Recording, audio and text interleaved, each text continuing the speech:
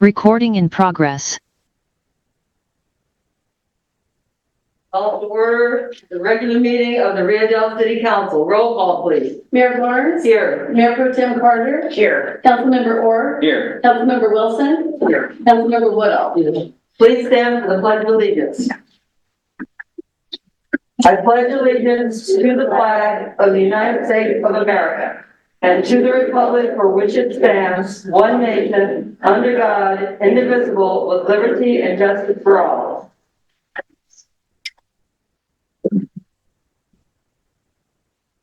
Ceremonial matters. Sarah Reback, could you come forward, please? Anywhere in there? Okay. So Sarah runs the Community Resource Center, and she does an amazing job. And so we want to thank her and acknowledge her. The City Council wants to take this moment to acknowledge you. Sarah, you know that there are people who were made to do certain jobs, people who go above and beyond, people who not only have the right mindset, but the determination, tenacity, and most importantly, the heart to do those jobs well. Sarah, you are one of those people, or you are one such person, really. While we all know that running a community resource center can be rewarding and energizing, we also know that it can be difficult, emotionally taxing, chaotic, sometimes even scary and thankless. But Sarah, through it all, you have not only done it well, but you have found joy in it. You always, almost always, wear a smile on your face, which in turn puts a smile on the faces of the people who come through that door. You and your staff have created a warm, welcoming, and helpful environment for all of the citizens of Rio Dell, and really for anyone who has a need, regardless of their address. You've provided people at any level a safe place to work on resolutions of difficult issues dealing with Medicare or Medi-Cal, Social Security, living spaces, and so on.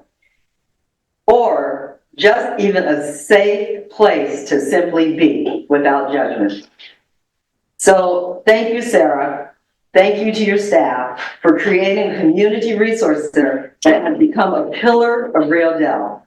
A community resource center that is about one thing: having a happy, healthy, and solid community. That's from the Rio Dell City Council with a certificate of appreciation for selfless dedication to the Community Resource Center for creating a warm, welcoming, safe, and non-judgmental and inclusive atmosphere. The Rio Dell City Council wishes to acknowledge and thank you.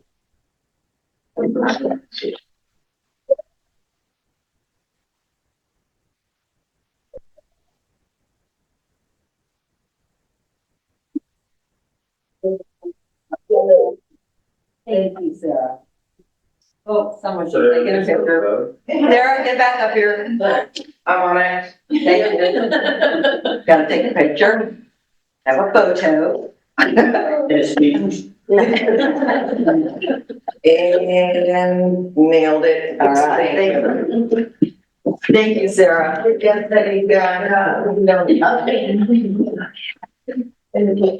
Now we will move on to public presentation. This is the time for persons who wish to address the council on any matter not on this agenda and over which the council has jurisdiction. As such, a dialogue with the council or staff is not allowed under the Brown Act. Items requiring council action not listed on this agenda may be placed on the next regular agenda for consideration if the council directs, unless a finding is made by at least 2/3 of the council that the item came up after the agenda was posted and is of an urgency nature requiring immediate action. Please limit comments to a maximum of 3 minutes. Is there anyone who would like to address the council? Well, One second.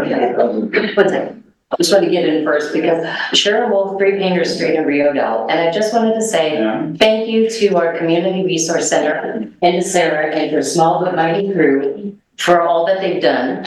Every time we have asked, either the state or the county or the local government has asked our Community Resource Centers to step up with services, they always have, and gone far beyond. We are going to be asking a lot more of our community resource centers as they're implementing family first prevention services throughout the county.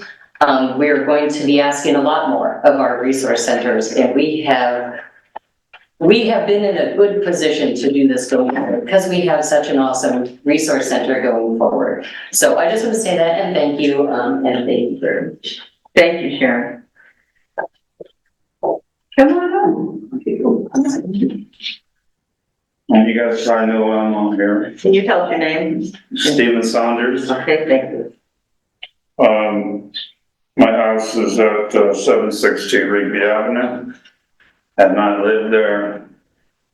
Water's not been on there since the very first earthquake. And I'm really quite surprised, to be honest with you, that nobody has said, you know what? This is a really crappy thing we're doing to Steve Saunders. He hasn't lived there. He doesn't have any water. Yet his current sewer bill is $323.95. Okay? I get these threatening cards in the mail. We're going to send you to collection. You know what? I get an 840 credit score. Okay? 850 is the highest it goes. I pay my bills. Somebody needs to write an amendment, okay, that says something like, in the case of an emergency, in the case of an earthquake or whatever, and the homeowner is not allowed and not allowed to live in this house, we should have, there's a little amendment, you do not have to pay your sewer bill until your water gets turned back on. Does anybody think that's fair? Does anybody think this is fair to me? Anybody? No, it's not fair, okay? So what I'm going to ask for is that we put something on the agenda to address this so it doesn't happen in the future. Does that make sense? I would like to make a motion to do that. The other thing I'm going to ask for is I'm going to ask for donations, okay? And you can leave the donations at the community center with Sarah, if that's okay with her, okay? Because hopefully I'll be in my house this year, hopefully by July. And I'll be more than happy to pay my sewer bill. But this is really ridiculous. And everybody here knows it, okay? Some people here really care. I'm just not sure if everybody cares enough to do something about this. This is really ridiculous. Thank you. Thank you very much. Denise, do you want to put that on the agenda? I invite to put that on the agenda. I'd like to. Is the city manager online? I mean, is he? Oh, I think he might be. I think I see Kyle Knapp up there. Don't have my glasses. Is he on? Okay. So, yeah. Do you want to ask him a question? I think it's just the consensus of the. Yeah, and I'm taking, yeah. But if he's on there, then we could talk to him Oh. as well. I don't know. City manager, are you available? Can you key yourself in? Or something? And unmute yourself if you can.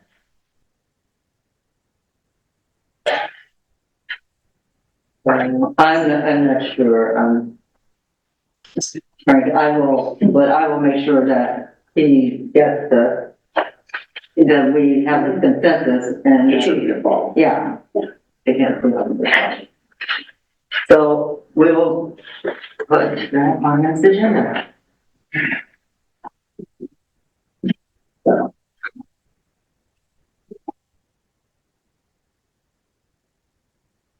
Is there anyone else who would like to, so did you understand that we did a consensus to put that on the agenda? Yeah, right.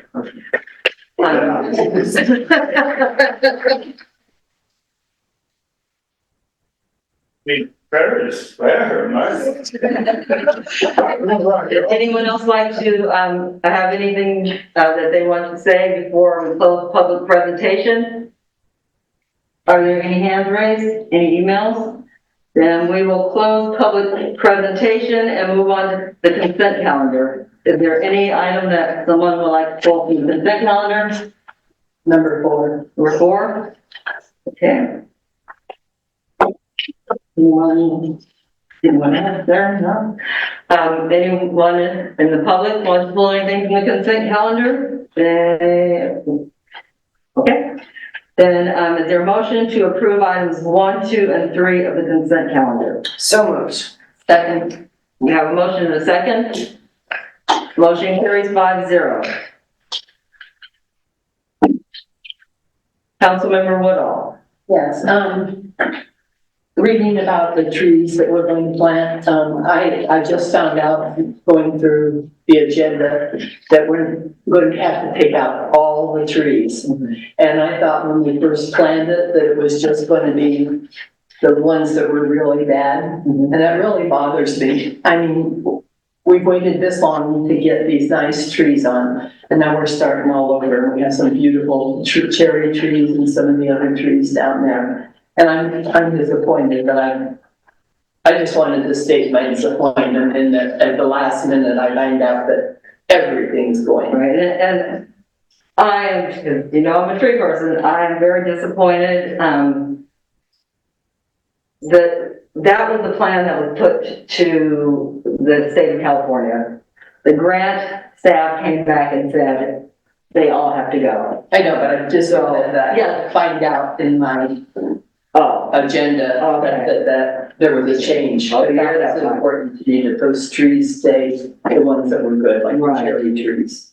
and I think that the city manager is looking at,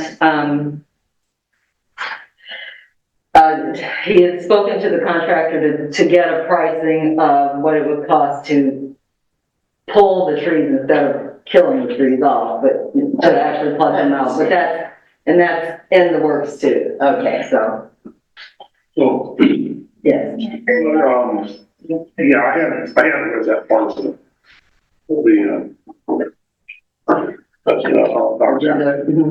and so this is the state has a requirement that we have to, this is all the trees in the center.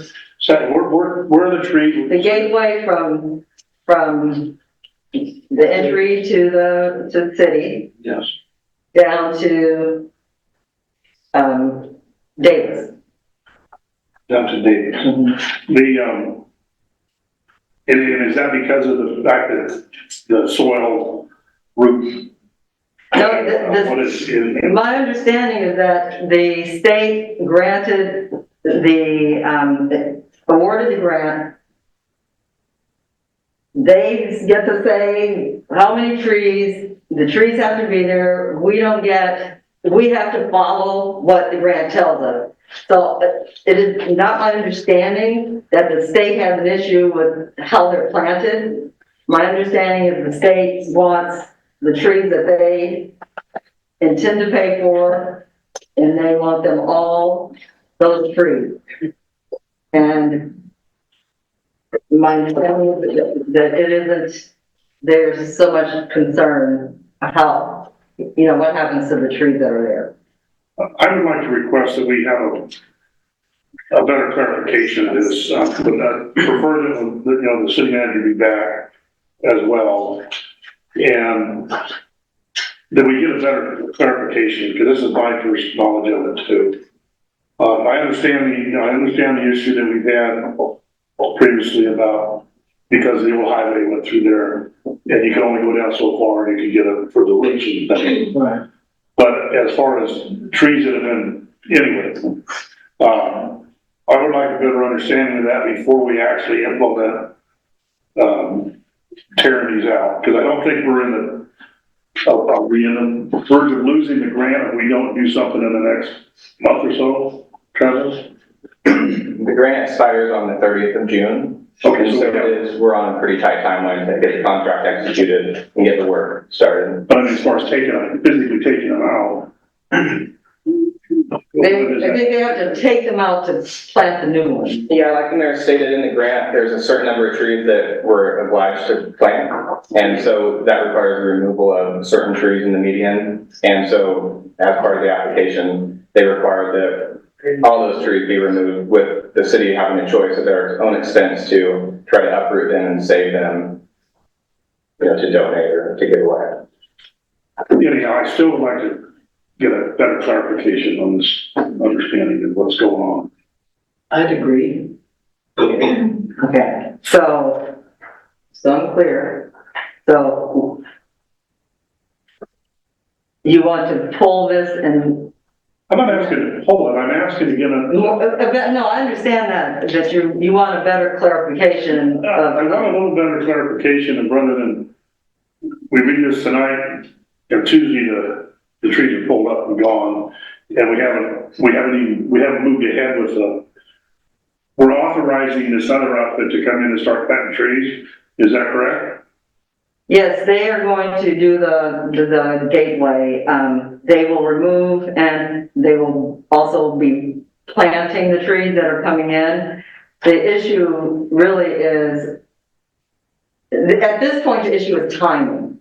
So if we don't meet the timing, and we started, let's say in March or whenever, and we don't meet the timing, we're going to owe the state $148,000 and $984. And it's not gonna matter to the state, whether or not we pull the trees or didn't pull the trees, or whatever reason that we had that we felt very, we were serious about our intention, but it won't matter that we were serious about the intention. What will matter is we didn't meet the deadline of the grant. When are they scheduled to start? Well, this is just to getting the award of the contract. The contract hasn't been awarded yet. That's what this is about. So then they don't have, we have another council meeting, at least one, if not two, that we can get clarification on this. Absolutely. Then we don't have to go out, somebody's not gonna have to come out and start clearing out the trees, like I say, next Tuesday. Is that correct? That is correct. Well, I mean, we haven't actually awarded them, we're authorizing the award of the grant to J&G Lawn Care. right. To do that. Are they haven't set a time frame to start work at this point?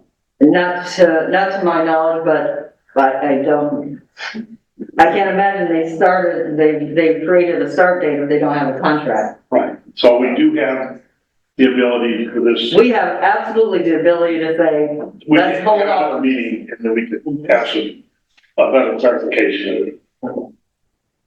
That's all I'm asking. This amount doesn't include taking out the trees, so. This amount does not include, carefully. So will we also award that for them? Or, They, my understanding is that it would be a change order. No matter how we do it, it will be the city's responsibility. That part of it would be the city's, on the city's, budget to take those out, to pluck them out so that they are viable trees. And so, I think this is not about how they're gonna take the tree, well, this is actually they're gonna take the trees out as prescribed by the grant. We can have a meeting, the contract can be executed by the city manager with a change order, because it would have to be a change order no matter what, to pluck the trees out. I don't know if they would be the company that does it, or, Well, that raises another question. Finish your sentence. no, I'm done. Finish what you're saying. I interrupt. No, I'm done. So the change order, we have to get a change order to take the trees out? Yes, because that was not a part of the original bid package. Like removing that root ball, right? That's the change. That's the change. It's removing the root ball, taking them out so that they stay viable trees. Because as the contract was written, the trees just are gone, because that's what the state required. That wasn't the original thought, but then the state came back and that's what they required. Stop me if I go wrong anyway. Correct.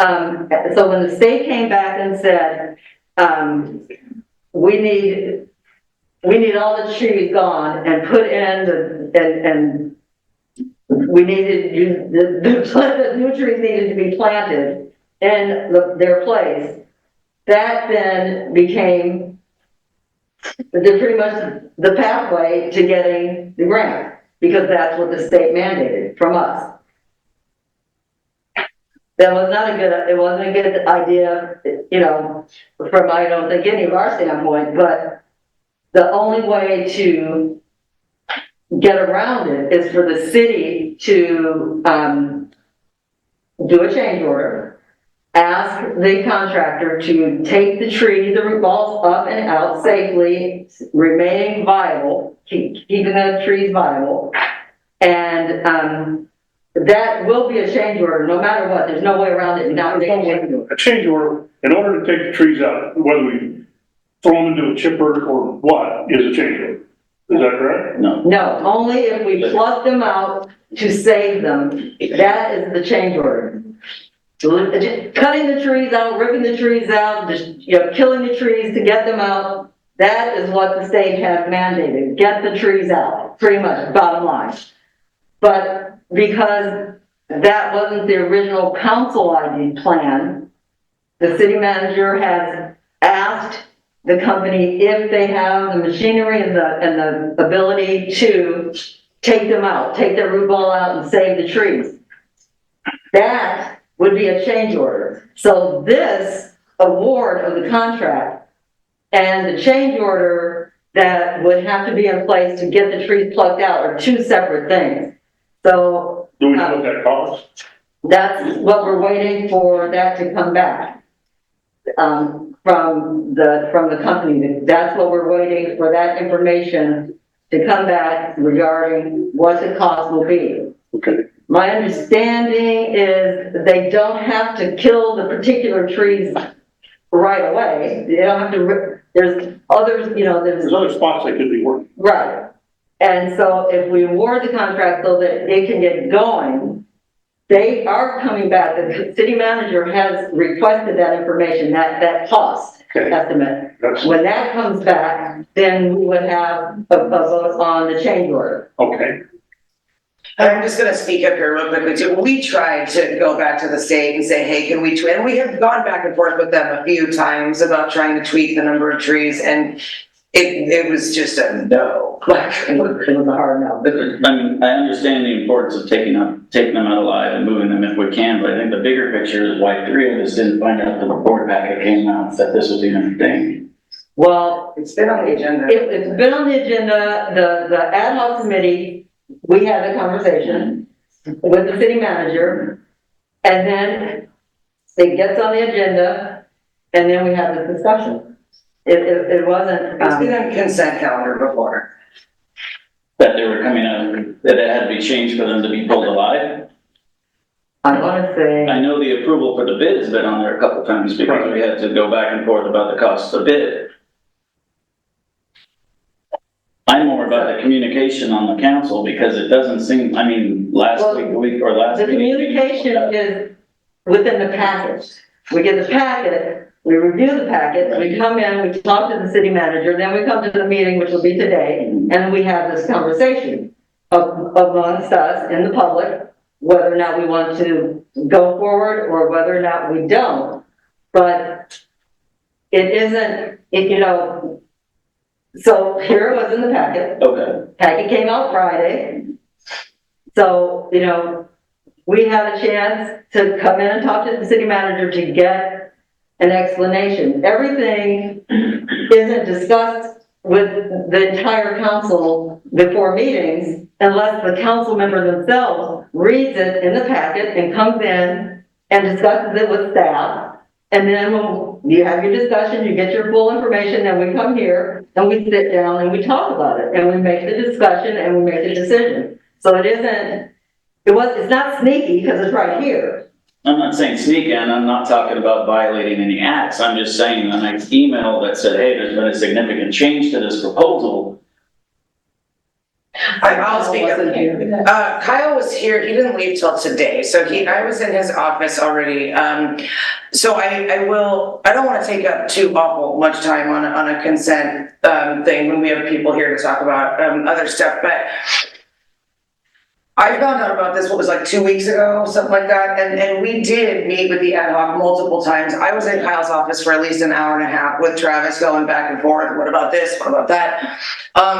And my understanding was that we were kind of backed into a corner on this, and so what we were gonna do was really try to circumvent being backed into a corner by saving the trees and either moving them somewhere else on city property. And if there is absolutely nowhere else they can go on city property, I will happily take one of those trees and put it in my own yard because they are beautiful. And we thought maybe the community wants some trees. We haven't heard back on that yet.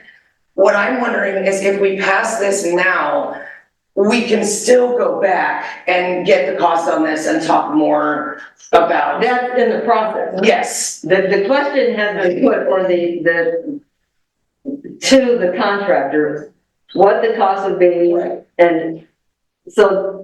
But we can still pass this Right. and then still receive further clarification. Like we're not just committing, like we can still get further clarification. Now, if we really, there's a general consensus to put it off till the next meeting, I'm okay with that too. But I don't think that this consent item is gonna lock us in to showing up tomorrow with chainsaws and mulching the trees. No. And that's not, that wasn't the question. I would like to wait. 2 weeks will not make or break this, as I feel. And that's what I do, okay, yeah. Well, So is that- I didn't understand. Wait till next. To approve it? Is that what you're asking to do? Me? No, to wait for the 2 weeks. To wait, yes, to wait until February 20th. So are we asking to approve this again tonight or? No, what, my understanding is that Julie's motion would be, I was just, we were doing a consensus, so I just Yeah. wanted to ask. well, I think it would actually, because it's here, it would have to be a motion. I'd like to move to postpone the vote on this item until the next council meeting. I second it. Okay, we have a motion and a second. Motion carries 3-2.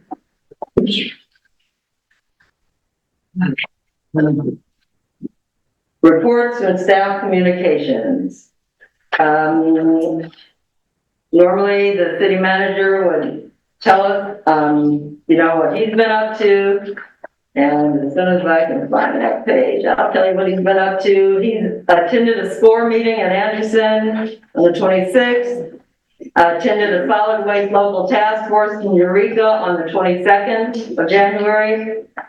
Coordinated and led the point in time homeless count on the 23rd. Over the course of the morning, 9 individuals were identified during the count that are experiencing homelessness in Rio Dell social area. Currently, he is at the airport being delayed trying to get to the city manager's conference.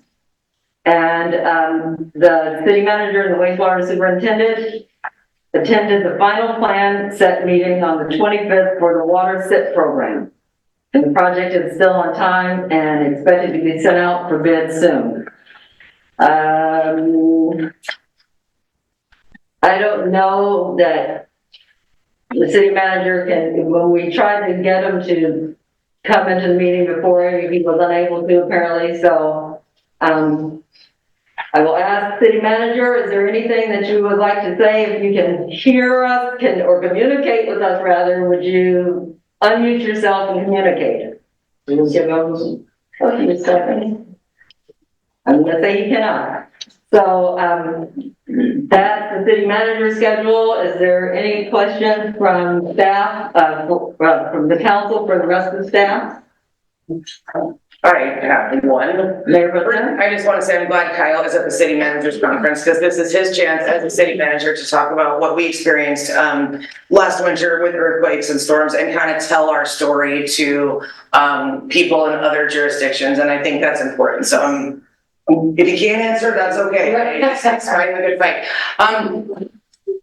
Public Works wastewater, how have your last few weeks been? Wet. Yeah. We've got a lot of water, a lot of inflow and infiltration. It's impacting the bugs at the plant. We're doing our best to keep them happy. They do not like a lot of dissolved oxygen that comes into the rain, with the rainwater, with the inflows and infiltration. I thought about you guys a lot as it was pouring down rain and flooding, and I thought, oh man, and how lucky we are to have such wonderful people watching out for us and for our infrastructure and keeping tabs on things so that the rest of us get to stay in our homes and still have flushing toilets. So thank you for that. Thank you. You guys are doing a good job. Thank you. Oh, Sunshine, I just wanted to, I like your update. It's very thorough, and then we can see what's been doing. Thank you for being such a thorough, that is, yeah, that's it. Brian, anything? Brian? No, I'm listening to you. Okay. Great news. Okay. Do you have any questions? It was my error that, Mark is going to that, because it's not. Right. No, Okay, I don't have any other questions. okay, thank you. Staff. Thank you. And I just wanted to acknowledge that the police department has been cleaning up the town, going down, doing some fabulous work, getting drugs and weapons off the Rio Dell streets, and we appreciate it. We're proud to know you. We're proud of you, and thank you for getting out there and taking care of business. Is there anyone from the public who would like to ask a question about the staff report? Are there any hands raised? Okay, then I will close the staff report. And David, oh, that's not that. David will not take everything.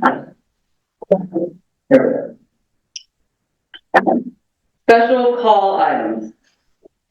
Provide staff direction regarding a letter of opposition on Measure A, the Humboldt County Cannabis Reform Initiative, page 33 in our packet. This was something that I asked the city manager to look at and bring forward in our, so on March 5th, of the 2024, the California presidential primary election includes a local ballot initiative entitled Measure A, Humboldt Cannabis Reform Initiative. Attached to the packet is a letter drafted in opposition to Measure A. The opposition letter also has been requested by legal cannabis operators in the city of Rio Dell. Proponents and opponents of the measure have been invited to the council meeting. It should be noted that Measure A, if passed, has no direct impact on legal cannabis land use decisions or policy within the boundaries of the city of Rio Dell. However, the success or failure of the legal cannabis industry in unincorporated Humboldt County does have some degree of impact on cultivation serving businesses, potential value-added cannabis processing businesses, interest in cannabis investments within Rio Dell, and general economic activity within Rio Dell. The degree of this economic impact on Rio Dell, either positive or negative, is not quantified. And I believe that we have someone here to speak on behalf and in opposition and in opposition. Sorry, I'm looking for my words. But our choices are either to approve the letter as drafted, amend the letter and approve, take no action on the letter, or direct staff to direct a letter in support of Measure A. Hello, Jesse. Hello. Good evening, city council members. My name is Jesse Jeffries. I would like to take this time to address Measure A, its origin and the impacts on the small farmer. I'm an owner of multiple cannabis farms in Humboldt County and the city of Rio Dell. While the proponents of Measure A have stated it's to benefit the small farmer, this is far from the truth. Small farmers were not involved in the drafting of this initiative. This initiative was created by two individuals and a San Francisco attorney. If this initiative was drafted with the small farmer and environmental concerns in mind, then landowners, environmental groups, community members, policy makers, and council members would have been involved in the drafting process of Measure A. It has taken many years to draft the current cannabis ordinance in Humboldt County. The current cannabis ordinance already addresses all the proposed changes the initiative seeks to change. The initiative portrays that cultivation in Humboldt County is rapidly growing and needs even more regulation in an already overregulated industry, as overregulation has already played a role in putting small farmers out of business. While the current ordinance is not perfect, it is effective and was created with input from community members, environmental groups, and other regulatory agencies. Environmental policies are already in place to protect residents, neighborhoods, landowners, wildlife, and watersheds. Measure A is not only about the cannabis industry, it's an attack on landowners' private property rights and land use designation. To say Measure A is to keep mega grows out of Humboldt County is at best disingenuous. There are no mega grows in Humboldt County. I'm asking this board to support no on Measure A, as this initiative was not drafted with unity from the community and its members. We need to make decisions as a community and not allow two disgruntled individuals to change the course of the cannabis policy in Humboldt County. The last couple of years have already impacted the local farmers, and this initiative will negatively impact our community as a whole. Thank you for your consideration and please support no on Measure A. Thank you.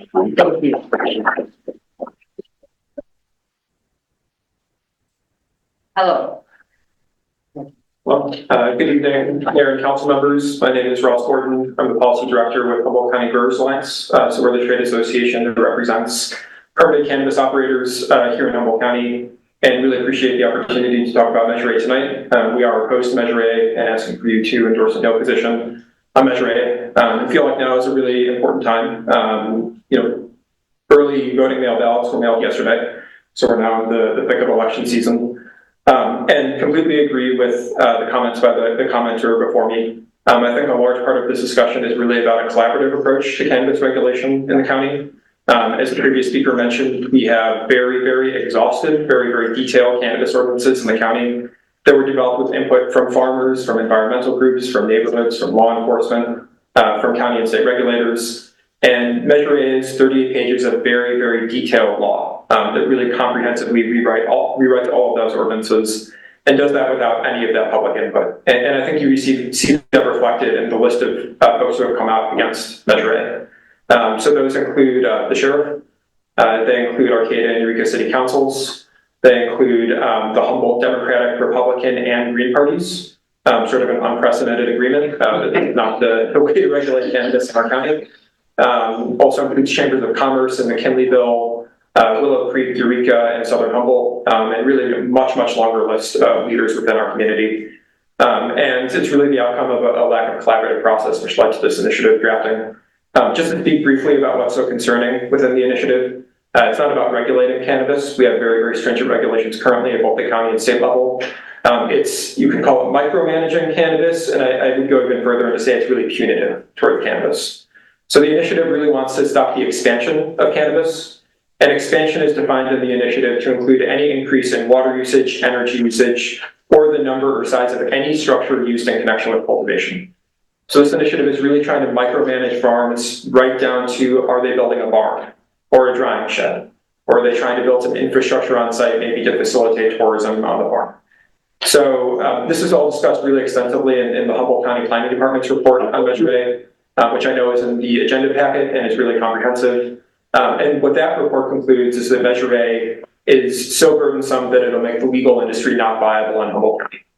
This is not just an initiative about new cultivation. It affects every single farmer in the county, regardless of their size, and does it in a way that would have really devastating effects on the industry here. And as I think was mentioned, it is true, this initiative only applies to the unincorporated county. It doesn't directly impact law within the city of Rio Dell, but I think it does impact the city to the extent that there are, of course, cannabis businesses within the city who rely on our rural farmers.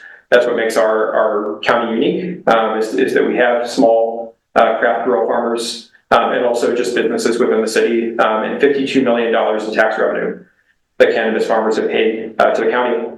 And that is specifically just cannabis taxes. That is not inclusive of sales tax and property tax or income tax or anything else. Just Measure as cannabis taxes, $52 million to the county for essential services within the county. So for those reasons, hope that you choose to endorse a no vote on Measure A today. Thank you. Thank you very much.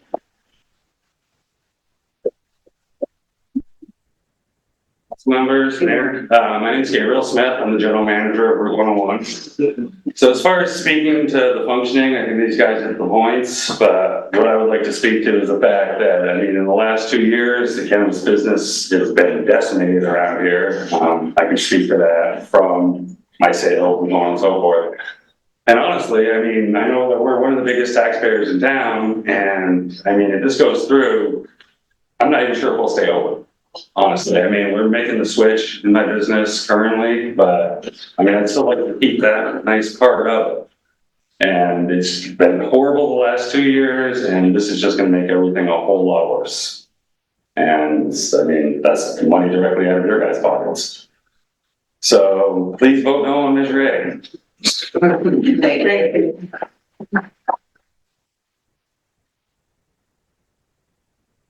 I'll be quick, and my name is Dylan Matole. I'm a farmer from Honeydew, born in Garberville. I spent a lot of time all throughout the Gila River Valley my whole life, and this is where I make my home and work. I think a lot's already been said and probably will be said about the details of this policy, and what I really just want to say is, like, over the last 8 years, as a farmer, as a citizen, I've engaged in policy. I've spent countless hours in front of the Humboldt County Board of Supervisors, and now more recently, gone to the city of Eureka, the city of Arcata, last night, the city of Fortuna, and tonight in front of all of you. I want to acknowledge how difficult your job is and applaud you all for being willing to take this job on and listen to these sort of, impactful things that our county deals with. I also would like to just point out that, like, what Measure A is doing is undoing hours and hours and hours of this work, exactly like what you're doing, and doing the hard work of discussing little details about policy, about what to do about contracts, all of these sort of things. That's the process that we make policy with, and Measure A just kind of circumvents all that. So I would think that, I caution everyone to consider the precedent that this sets, where you can work as a body of government representing your citizens for hours and hours and hours and years in this case, and then have two wealthy retired individuals fund a policy, a volume of policy, 38 pages, that will impact that and just really undo and supersede all that work. So I think it's dangerous precedent to set for how we do, like, super complex land use policy. Thank you. Thank you.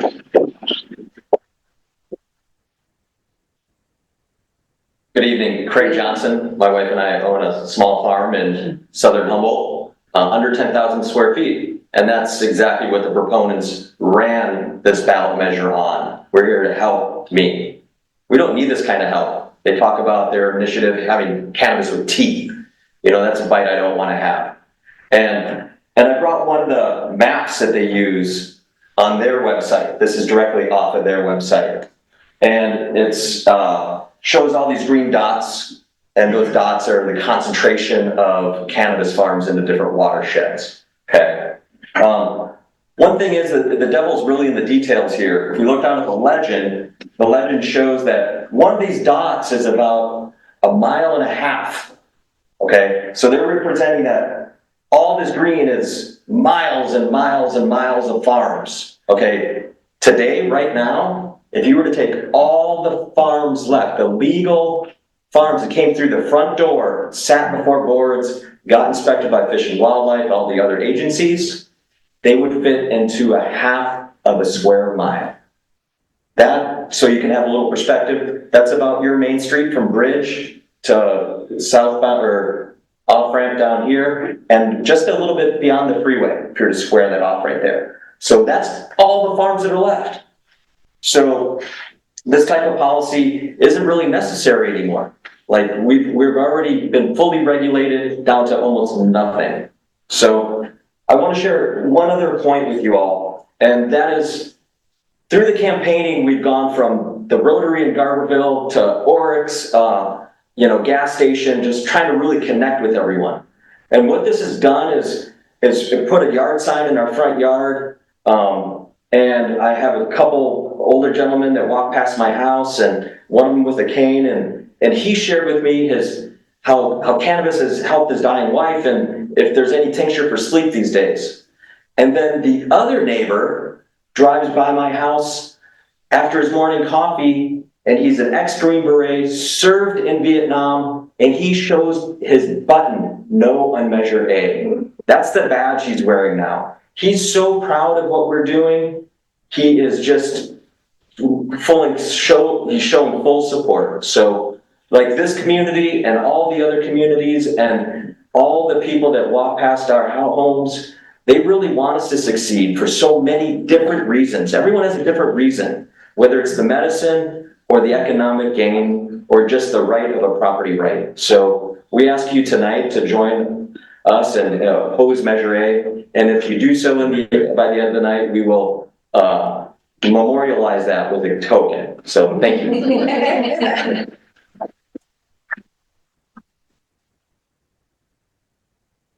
Hello. Good evening. Thank you. Good evening, Rio Dell City Council, Mayor Garnes, everybody else here. I'm Andy Riggs. I'm also here to oppose Measure A. I'm a local business owner. I went to school in Scotia. I still have a special place in my heart for the Panthers. So, and I also graduated from Fortuna High School in class of 2000. I grew up in this area and I still call it home. I live down in Stafford on our family's farm. That's also where I operate one of my businesses, a small 3,000 square foot cannabis garden. As a kid growing up in this area and attending Fortuna High School, I never quite imagined I'd be where I am today doing what I do, albeit I am very grateful and I'm very blessed. By the time I was a senior in high school, I had imagined I'd continue on to college to pursue a career in forestry, a subject that I had grown a passion for under the tutelage of Mr. Myers, the longtime ag teacher at Fortuna High School. Many of my peers also considered this career, and many also knew we always had the mill to fall back on if college didn't work out. We all know what happened to our mills with new regulations, a tough economy, and bankruptcies shrinking the timber industry to a shadow of what it once was. Sadly, the loss of industry is very familiar to Humboldt County. And the latest, no matter how we may individually feel about it, is cannabis. The raising of a crop has never been easy work, yet it is a renewable and it is a sustainable endeavor. The money that used to flow in from cannabis would spread through our communities to our local establishments like restaurants, car dealerships, and it helped bolster up our local economies. Although our local cannabis industry is also now a fraction of what it once was, it still brings money, hope, and opportunity to our area. I believe the city of Rio Dell understands this, and that is something I, for one, greatly appreciate. However, Measure A does threaten to take that away, and any future hope of establishing a viable and sustainable industry in Humboldt County. Perhaps what scares me the most about this measure is the precedent it will set. This 38-page initiative will amend 13 pages of our county general plan. And if you'd like to take the word of the proponents themselves, the idea that next other industry and agriculture could be next. Let me quote one of the proponents, Mr. Thurman, from last Thursday's debate at Cal Poly Humboldt, which you can view on YouTube at the channel titled HIIMR. Here's the quote. There is a strong desire among many factions to rethink enforcement and environment with respect to cannabis and with respect to other areas of agriculture that could be doing the same sort of things that some of us are concerned about with cannabis. And so when the EIR says that water quality and water flow is going to be monitored routinely, we want to see that. We want to see if the water is in fact clean, and if it isn't, where is it not clean? Is it from a dairy? We all want clean water, of course, but we see where this is going. That sounds to me like Measure A is Pandora's box, except once this box is opened, it cannot be closed. Yes, Humboldt County produces some of the finest cannabis, but it also produces some of the finest dairy products, beef, and timber. If anybody here is following what's occurring in Europe right now, they're farmers, you'd understand where this might all be going, and we can't let it go there. That is why the Humboldt Republican Party, the Democrats, the Greens, and our very own Sheriff Hansel all agree we must stop Measure A for the good of all, and not allow it to pass to benefit just a few Neyland retirees and their Bay Area law firm who wrote this measure. Thank you all for your time and allowing me to speak, and I urge the city to oppose this measure. Thank you.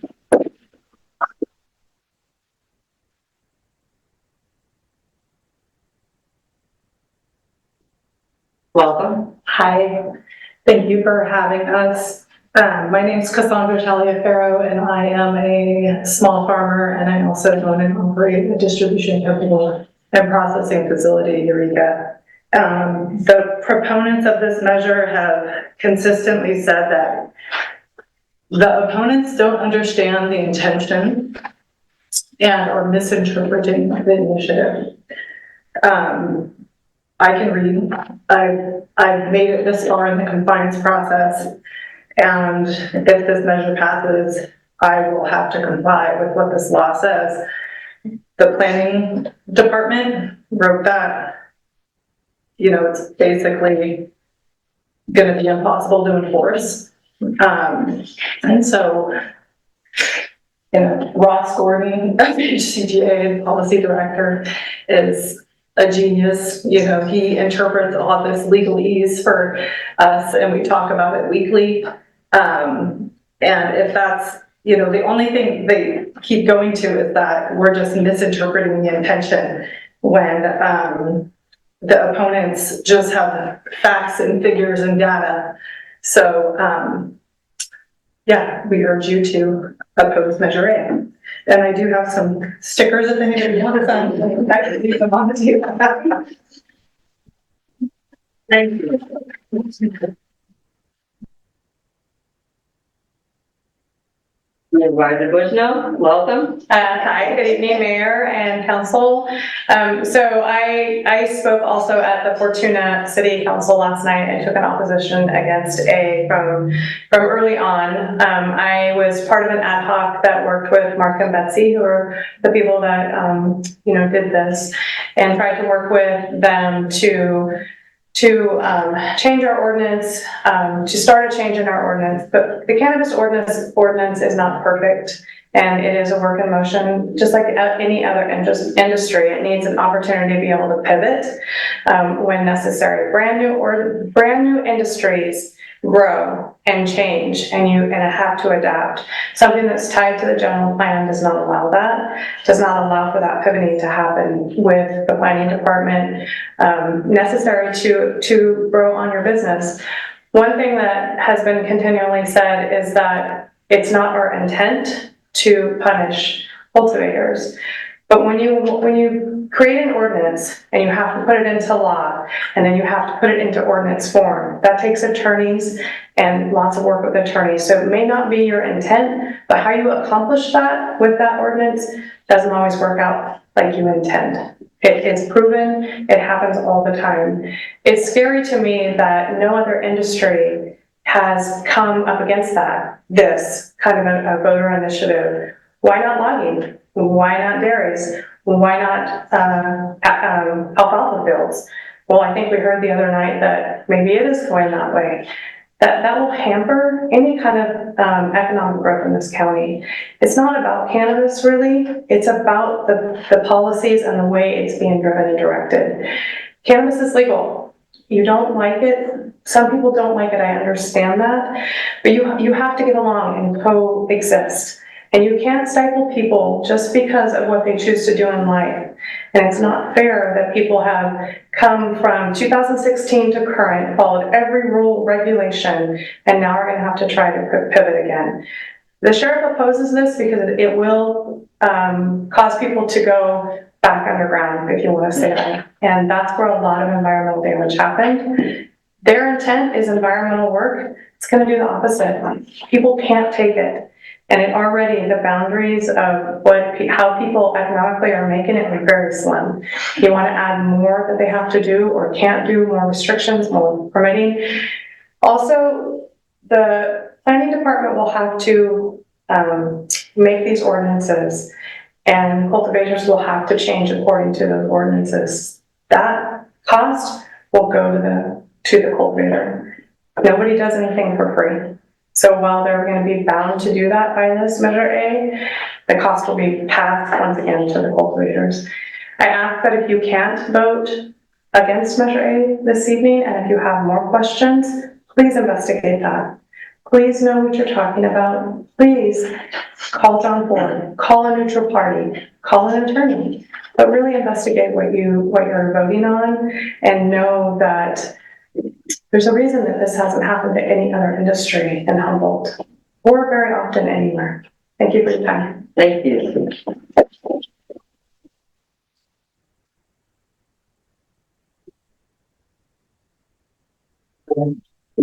Hello, council members and mayor. Thank you. My name is Kelly Flores. I'm with Margaret Advisors. I've got some handouts here just to make it easier. What I thought I'd do is just take a few minutes to explain some of the technical elements of the measure for those that are interested in the prohibitions that are outlined in those 38 pages. So for example, it prohibits expansion of any new cultivation related structures, including ancillary buildings, water storage tanks, ponds, or solar arrays. The result would be that those who have received water and solar tank grants, for example, that require building permits could not be approved by the county. It prohibits having more than one cultivation permit per property. The result is farmers with nurseries or processing permits, which are cultivation activities, would be considered non-conforming, and I'll explain that in a moment. It prohibits farms over 10,000 square feet. So those over 10,000 square feet would be considered non-conforming. It prohibits farms from being located on unpaved roads. It requires farms to be located on a category 4, that's a paved road with a center stripe, or be considered non-conforming. It prohibits any new permits or modifications for expansion beyond the amount in existence as of March 4th, 2022. That's almost 2 years ago. So the result is there will be no new permits, no modifications to expand any cultivation of any size or amount until the full amount drops below that March 2022 level. So what is non-conforming? So non-conforming means to be out of compliance with the county code. It means that the county will not be allowed to approve any future land permits, amendments, or modifications until the site comes into compliance with the requirements of the county code. So the result is these non-conforming farms will be frozen in time. They can exist, but will not be allowed to make any changes or improvements, including environmental upgrades that require county approval. So if you have more than one permit, if you have an unpaved road, if you're over 10,000 square feet, you will not be allowed to make any changes because the county will not be able to approve it. So who will be impacted? I'll give you a couple of examples. Huckleberry Hill Farms is a supplier to Willie Nelson's brand, Willie's Reserve, and is a vocal advocate for sustainable farming by providing educational tours to visitors through their county tourism permit. This farm has an outdoor permit along with a nursery permit to share their genetics with other farmers. The company would not be allowed to make any upgrades or changes to their site, or they would have to lose one of those permits due to not being allowed more than one permit per parcel.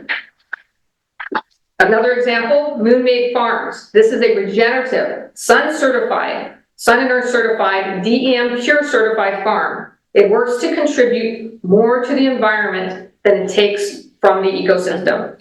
It has plans right now to expand its solar array by adding a $50,000 solar system, which is partially funded through Canada's state grants. Their farm is 16,934 square feet. Measure A would render this farm non-conforming and force them to reduce their farm by 40% to 10,000 square feet or cancel moving forward with permitting their solar project because it would be an expansion to the renewable energy resources. And finally, I just want to give you a quick comparison chart here, comparing cannabis to other agriculture in the county.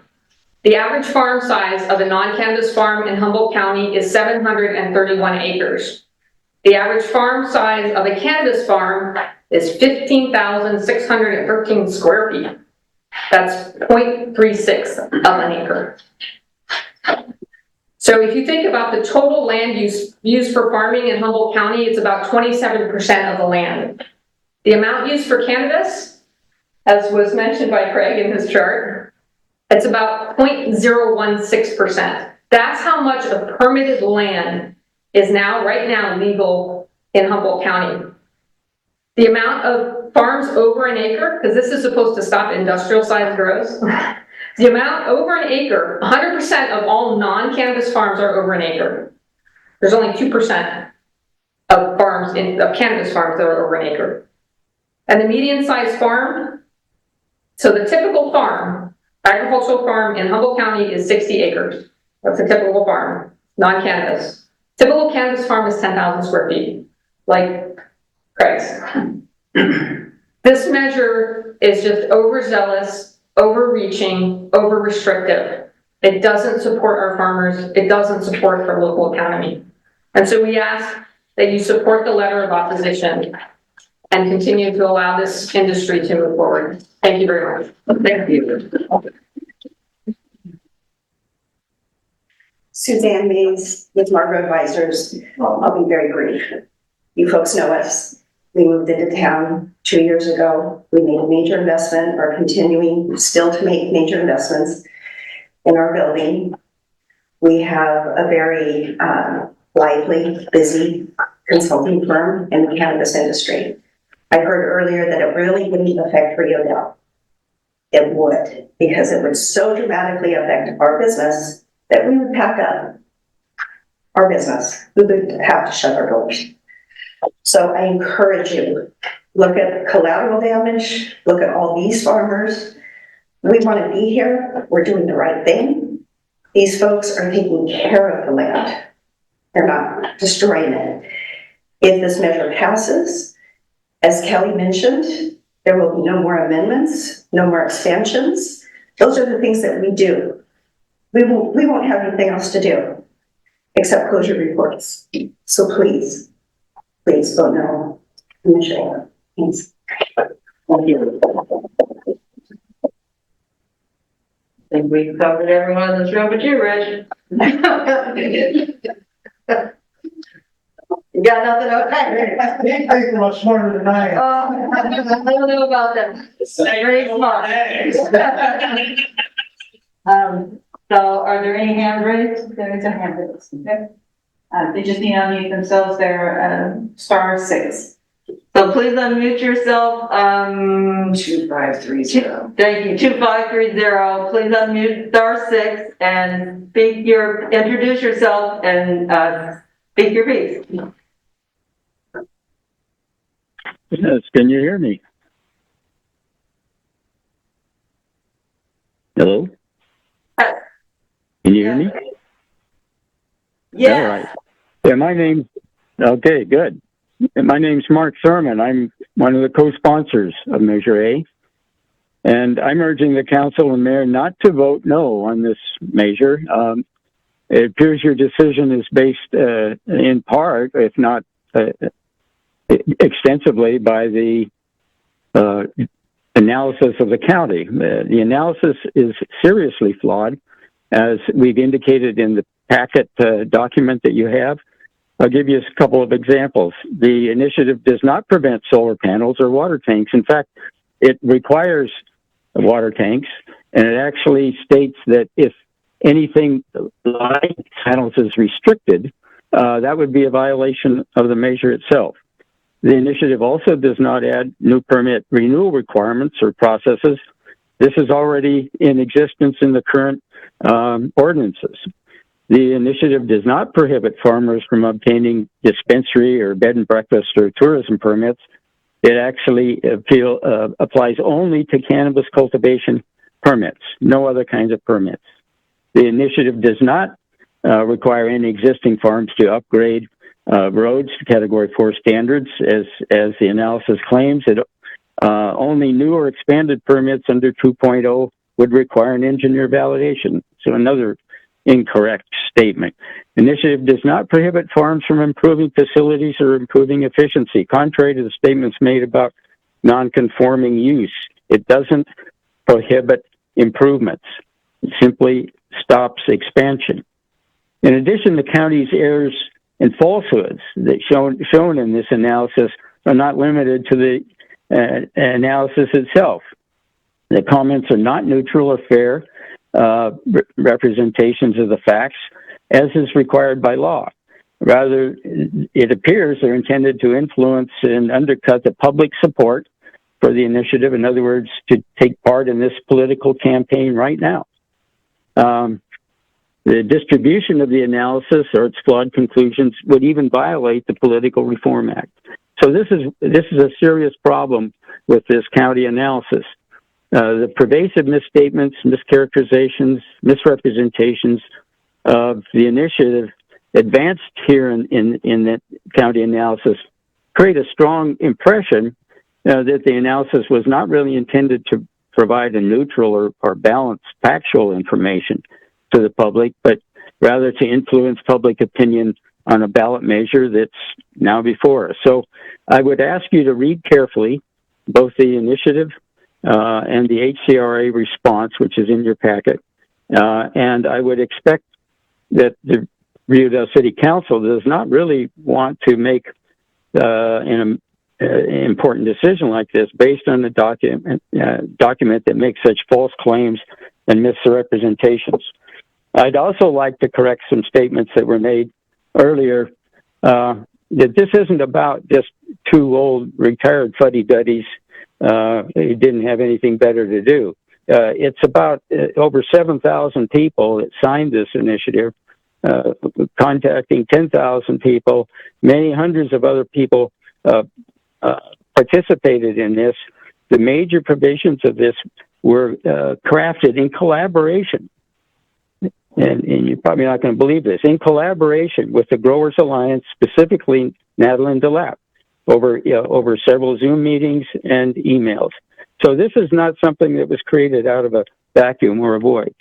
So please, as was noted by Supervisor Bushnell, read this carefully and think about it and look at the analysis and compare what the analysis says with what we say the initiative says, and where the analysis goes wrong. And a lot of those false statements in the analysis are being perpetuated by what we hear tonight.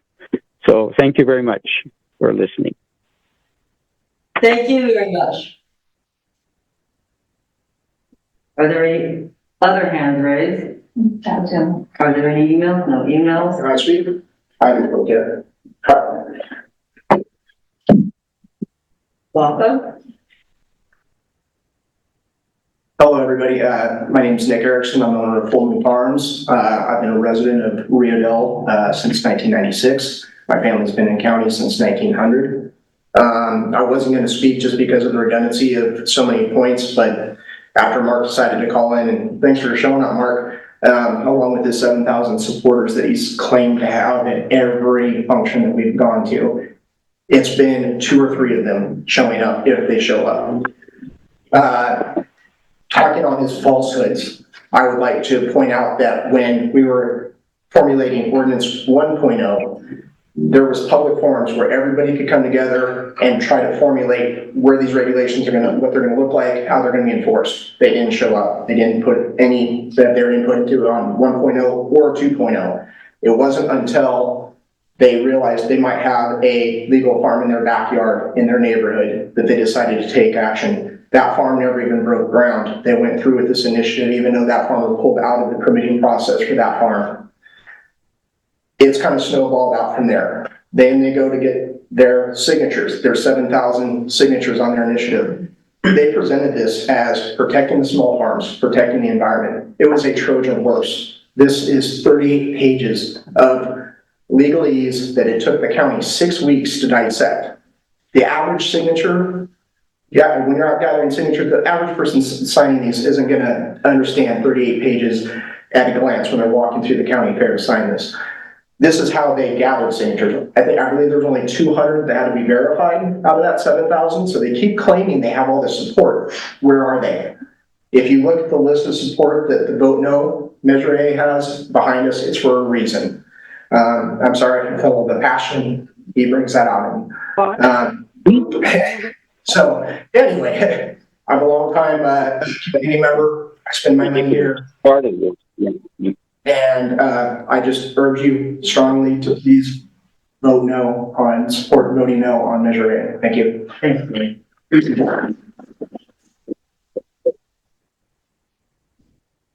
Anyone left? Okay, so I'm closing the discussion and bringing it back to the council. Are there any questions from council members? Council members? Yeah.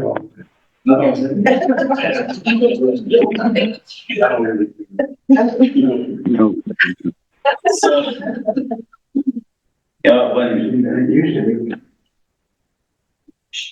Mute yourself, we can hear your comments. I was raised that you don't share your opinions on votes, you don't try and influence people, that you trust them to read and understand things and kind of vote their conscience. And I teach my students the same thing in school. And I want to thank Supervisor Bushnell because she reiterated the same thing, being an educated voter. When I came in here, I mean, it was an obvious no on this measure. It's decisive, it's draconian, it's poorly written, narrowly defined, it's excessively restrictive, it's unnecessarily redundant. And yes, I read it 3 times. And I don't need a legal degree to see that, what the heck? And you know, I didn't count how many people were out here against Measure A, but I can count how many people are here for it. And I appreciate how strongly you felt when you drafted this that you could meet face-to-face on Zoom and email, however many times you took. But I don't think I'm qualified to sway anyone's vote. I don't think I'm qualified to tell them how they should vote. And I don't think any celebrity, organization, government board should. However, I will support this one because, I mean, this is insane. You're gonna drive Humboldt County bankrupt. So it's a definite opposal for me.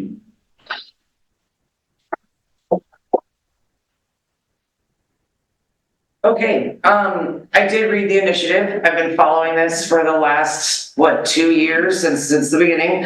I reread the initiative before this. I reread the county analysis before this, and I did read the literature that was sent, the rebuttals to the analysis that were emailed to me, that came from the proponents of Measure A. I have a lot of talking points that have been covered, so I'm going to breeze right through those. The need for flexibility is a big one. I think it is a new industry and we need to be able to change with the times. So that's number one. Number two is the idea that has already been brought up of undoing all the work that has gone into transitioning from a black market to a legal market. I've lived in Humboldt County a very, very long time. I've seen it. The other thing I did to get ready for this was to actually talk to my community and go out and seek people out. And I've even talked to people who are in favor of Measure A too. So I have definitely, covered my bases as far as I'm concerned. The industry's already strained. I don't think that we need to, everybody's worked really hard to come into compliance already. My most important point is that my job as an elected official, regardless of what my own personal opinions may or may not be about cannabis in any way, is that I'm here to speak for the people of Rio Dell, the people in my jurisdiction. All it takes is one lap around town And it's no on Measure A signs all over the place. The people I've talked to say, no, we don't want this. My residents, our businesses don't want this. Our farmers don't want this. So even if I didn't have any problems with Measure A when I read it myself, hearing from the voters of Rio Dell, the businesses of Rio Dell, the farmers of Rio Dell, nobody wants this. And so then it is my duty as an elected to speak for those people. And so I would definitely vote no on Measure A and vote in favor of supporting the letter opposing Measure A. I know it's confusing. That's how we do things. Okay, that's it. Thank you. This takes me back to 2016. Yeah. And we had a lot of fun. Yeah. But and my views have changed considerably since that time. It's not a secret I was opposed to Rio Dell's ordinance. I was opposed to State of California Prop 64. That stuff passed, the people spoke, the citizens of Rio Dell spoke in the election that we had. There was more of a, I guess, a suggestion to us to really, it wasn't a binding thing, but it spoke their view. And their view of even the more conservative, not all of them, but the more conservative people was that they wanted to see money come into Humboldt, into Rio Dell. Rio Dell as a city has a very good ordinance. It's modeled after the county's ordinance. And through all of this work that they've done, I think Rio Dell's been successful in it. I think the county has put in an awful lot of time trying to make this work. And listening to Sheriff Hansel, who I respect a lot, his big concern was that it would push people back into the illegal. And that was one of the big arguments that came before this city, people that had worked in the timber industry, the fishing industry, or different industries. And the only way they were going to be able to make a living was through the cannabis industry. And so to push that back into the illegal, one of the things that'll take care of this, I've always believed that, is the economic, whatever we want to call our economic system, and what the people feel. That really fuels what happens with the cannabis industry. And one of the things that, if I understand it correctly, I'm going to see some heads nod to me, but the illegal grows have not really decreased. I mean, if they haven't increased, you know, there's a lot of them out there. Less than 500 this year. Illegal? Yep. Down from 15,000 according to Sheriff and Planning to less than 2,000 total, including all the legal, which is about 775-ish. So there were about, they figured around 1,000 when they started, and they eradicated a lot this summer. And so, listening to that, and I take, again, I trust people in this room that are involved in it and support us. I'm not gonna make it a long thing. I think the activities of the county in particular has done their job to try to make a viable legal industry and follow an awful lot of guidelines and restraints. People have spent a lot of money trying to do it legally. And to try to push people back into the illegal or put them out of business isn't productive. So I'm going to go along with the other council members that I've heard, is that I will support this letter opposing Proposition A. And also the comment that I think this should be big is there's the physical support of people that are in favor of this don't seem to be around. If they're doing it through Zoom or emails, they're not here coming down. You know, it's hard to get anybody down to this building for anything. And so they're not out there coming around except through telephone conversations or Zoom, whatever. So I'm opposed to Measure A as well, and I'll just leave it at that. I'm so glad all of you came. It makes a big difference when you can actually hear from the people how it's going to affect them. I really didn't understand half of what he was saying. And I've always been for the cannabis business. And I'm still gonna be for the cannabis business, so I'm gonna vote no, and I'm voting yes for our letter to support you guys. Thank you. I think everything that can be said probably has been said. I do believe that the legal growers in Humboldt County have done everything they could do to come into compliance. And I truly believe that. And so it doesn't feel like there's anything to regulate other than tweaks here and there over time because things change. And of course we tweak everything over time. But to come in, I mean, I know Rio Dell had over 100 meetings. I know the county had a ton of meetings. I know any city that's addressed this issue has had multiple meetings. So it isn't like it just came out of nowhere and blink, it was there and everyone decided, okay, we're gonna do this legally. There were arguments, there were fights, there were ball outs. There was a lot going on, and we came to this decision as cities, as a county, and I believe that the growers have done what they could to fall in line with what is being required of them. So I don't feel that there's any need to go any further. I don't feel like there's any need for me to, rattle on much because everything really has pretty much been covered.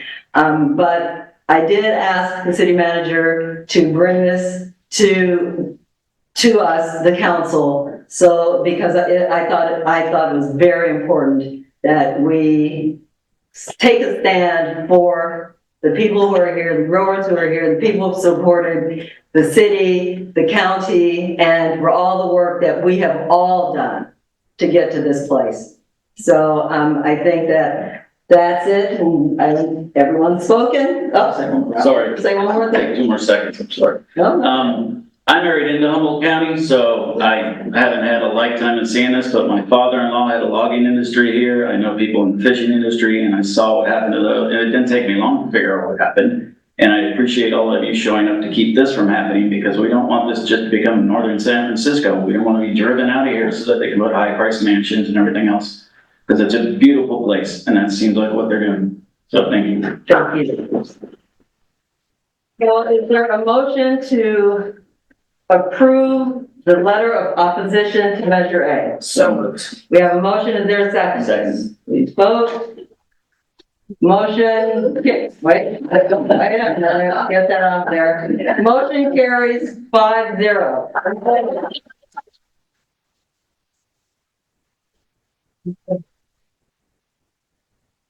Thank you all for coming. Thank you for listening, thank you for your support. Thank you. Thank you, guys. Now, we will move on to we'll wait till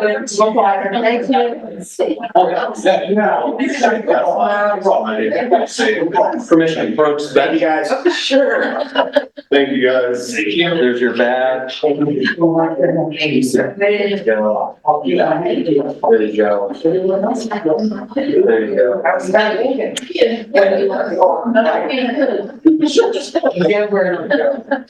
You cannot do it. Oh, I'm sorry. I don't want to put a hole in my shirt. Okay. There you go. Thank you. So you just put a hole in your shoulder. That's right. And I ran out. Oh. I got more than 5. Okay. I'll give you mine. There you go. There you go. Oh, yeah, you check. Thank you. All right, thank you. And now we move on to the second reading by title only and adoption of ordinance number 402-2024 related to false alarms and fees, page 100 in our packets. Oh, I guess I'll say city manager. Here. I'll take this one for the crowd that stayed. Right. For the math, you can take.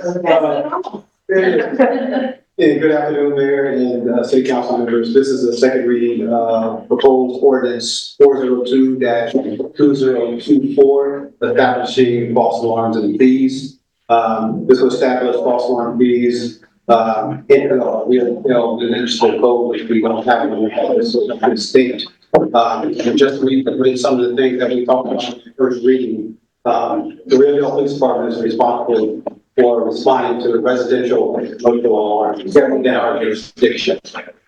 The majority of the alarms that we respond to are alarms due to non-maintenance of the equipment and just employee error. We discussed this with the nuisance committee, and they supported it and recommended the city council adopt the false alarm fees. And this wouldn't start until January of 2025. Yeah, 2025. It would also require a permit status, and it will be free the first year, and then every 2 years there will be a $20 fee. And again, what this is addressing is the excessive false alarms. So somebody has a false alarm, you're given 2 false alarm chances. That third one would be the current fee. And so it's not a money making thing. And so when you think about $20 every 2 years, that's not very much. And so I'll be the motion. There are questions. Councilman Bruno? Oh, no, we went over this last time. I don't have any questions. Any questions? Any, either of you have questions? Either the three of us.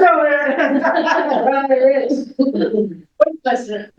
Just to reiterate, this is for the commercial alarms that are triggering a police response rather than just regular alarms. Commercial and residential. Thank you. Thank you. Are there any hands raised? Any emails? Nope. Then I will ask for a motion to approve the second reading and adoption of ordinance number 402-2024.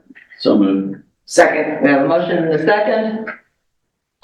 Motion passes 5-0.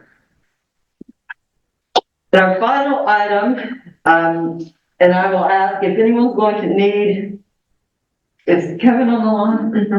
Is he? He should be. Okay.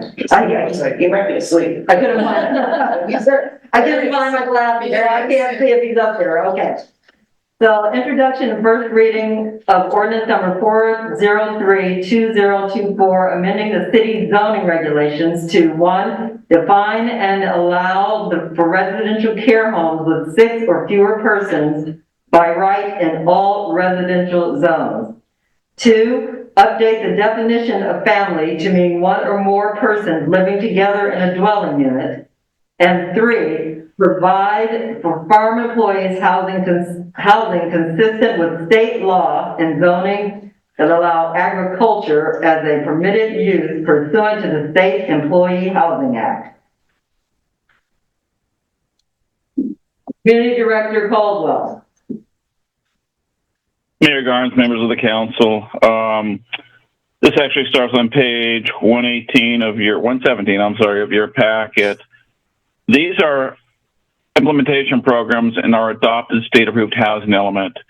The recommended changes that we're recommending within these changes is actually required by the state of California. And we actually have the option of not implementing these changes. However, we would not be subject to or available for grant funding. So we're recommending that we actually at least approve the first reading to update the definition of residential care homes, to update the definition of family, and then to incorporate the employee housing regulations, which are part of the health and safety code, into our regulations. Again, these are state mandates. If we want to be available to grant funding in the future, we would recommend that we adopt these modified regulations so that we are available to make application for future grant funding. They're pretty simple regulations themselves. In fact, I believe if you just look at the page 118 of your packet, it pretty much identifies and summarizes the 3 changes we're recommending herein. Again, the residential care homes, the definition of housing, and the employee housing regulations. In my opinion, these are simple regulations that we recommend the City Council adopt and at least continue this for a second reading and approval to your meeting of February 20th. If you have any questions, I hope you've had a chance to look over the staff report. I would be more than happy to answer those questions you may have. Thank you. Community Development Director Goldwell. We'll go to the council for questions. Councilmember Orr, Councilmember Wilson. No. Well, hang on. Julie. Kevin, we already have residential care homes, right? This is just putting them into the ordinance? We do. Our definition is actually a little different. Our definition actually refers to residential care facilities, and that's on page 119 of the packet. And those refer to for facilities for more than 6 persons. The amendment would actually allow residential care homes for 6 or fewer persons as a principally permitted use in the residential zones, and that would be the urban residential, suburban residential, suburban medium, and residential multifamily zones. Thank you. Those with more than 6 persons would still be subject to a use permit requirement. Thank you, Mayor Pro Tem. It's my turn. No questions right now, Kevin. It's the first reading. If I find anything, I'll come bother you in your office before the second reading. So I'm good. It was a long no. Okay, and it's pretty clear and straightforward to me, so I have no questions. Thank you, Kevin. Are there any hands raised? Are there any emails? Any questions? Okay, so thank you, Kevin. We're gonna bring it back to council and make a motion, or asking for a motion to approve the first reading. So moved. 403-224. Oh, sorry. Okay. We have a motion, second? Second. We have a motion and a second. Motion carries 5-0. And now we come to, thank you, Kevin, council reports. Mayor Pro Tem. Okay, my first report is a bummer. I wanted to address the head-on collision that we had a couple miles north of here and how much of a tragedy that is and how much that has affected many, many people in our community. Children at schools, the parents, everybody. So I just would like to throw my heart out to the community and anybody who was touched by this tragedy, because you don't even have to know people sometimes to feel the weight of that, especially the loss of an 8-year-old girl. So my heart goes out to anybody listening, and if there's anything anybody needs to help, please let the city know how we can support any efforts that go on for the family of those 2 people. The school board meeting that I usually attend has been moved as a result of the tragedy. They just have not had enough time to get a packet together, so that's been moved to Tuesday, February 27th at 6 p.m. I just went to a chamber meeting and they are already talking about Wildwood Days, so get ready for summer. It's a Western theme again. We don't know exactly what the slogan will be, but get out them cowboy boots because we're doing it again. I think that's it. Right. Councilmember Orr? I don't have much to report. I do want to say, I've been thinking about this all night. I'm a little shaky, but Christina was a bridesmaid in my wedding, so we knew her well, and her family, and Nevaeh. And I want to say thank you to Officer House. There's nothing you can do about that, and being a combat veteran and having worked on ambulances, you'll never forget it. And there's nothing you can do about it except know that you tried your hardest. But I do know that the community says thank you as well, and that I attended the funeral and the memorial service, and it was nice to see how many people showed up. The principal from the school, especially her saying that she saw empathy out of children that she didn't think she would. So yes, it was a community pulling together for someone that my wife knew well, grew up with. Thank you, and pass that on, please. Councilmember Wilson? I have a HWMA meeting Thursday, and that's about, I'm trying to think if we had, since we last met, I don't have any other council or other report. Thank you. Councilmember Woodall? Just, this Thursday I have to go to the board of the fire department meeting. And that's about it. Okay, thank you. I have, an HTA meeting, tomorrow morning, and, there is, candlelight vigil. Yes. Can you speak to that before we leave, please? Yeah, because this was such a tragedy to the people that we know in the community, we've been working with the Resource Center to do a memorial service, a candlelight vigil over here at Memorial Park on Monday at 6 p.m. We've been working with the family to get that situated. So we invite the community to come on by and share it and have talks about that.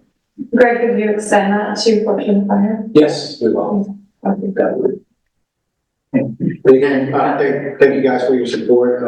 Again, one of our officers was first on scene and had to witness that. And, you know, that's one of the things that we hope that we never witness and have to deal with. And, you know, that's something that she's going to remember her whole life.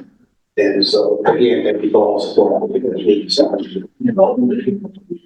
And so I think, if there's still seats available, there's a Disaster Preparedness Academy on March 2nd.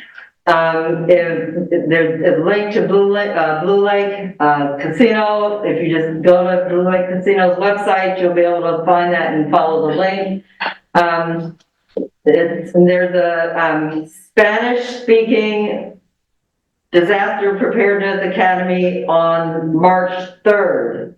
So that is also, the Blue Lake, is putting both of them on. So, go to the website, go to the community center. If you can't sort out how to get the link, go to the community center and they will register you. And hopefully there's a cap of 25. So, I know that there were seats available still this morning. So check it out if you want to take that training. There will be an emergency kit bag given out. And to each participant, not like a prize. And there was one other thing, let's see, HGA tomorrow. We had a CERT meeting last night at the fire hall. There's going to be another CERT meeting for the group on the 28th of February at 6:30 at the fire hall. And on February 17th, there's a CERT training at the Fortuna Fire Hall that anyone who's CERT qualified is welcome to go to. You just have to show up and go. So, yeah, be sure that's not a true statement. No, not a true statement. It is February 17th is at Blue Lake, and you do have to come out there. Okay. So, but there is the third training on the third Thursday, which is the 22nd of February, and it is at the Fortuna Fire Hall, and anyone who is CERT qualified can go to that training. And I'm not sure what time it is, but it is after work time, so I think 6 o'clock is my recollection. And that's at the Fortuna Fire Hall. Okay, and I think that's it. And so is there a motion to adjourn? Yes, there is. So okay, we have a motion to adjourn, second? Second. Being adjourned until February 20th at 6 p.m. Thank you all. Thank you, Michelle, for time.